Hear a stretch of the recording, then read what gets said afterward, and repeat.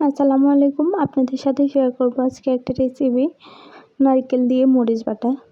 লাগবে বাটা মরিচ, আর লাগবে অনেকগুলো পেঁয়াজ, আর লাগবে নারকেল, বাটা নারকেল, আর লাগবে চিংড়ি মাছ।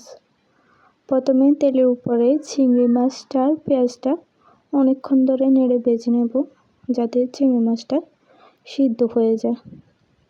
অনেকগুলো তেল দিতে হবে।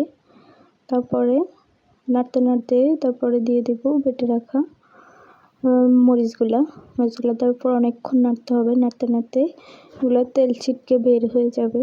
তেল বের হয়ে যাওয়ার পর তবু আরও কিছুক্ষণ নাড়তে হবে।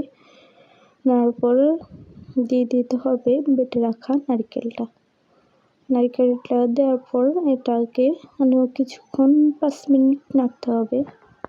নাড়তে নাড়তে এটার কালারটা চেঞ্জ হয়ে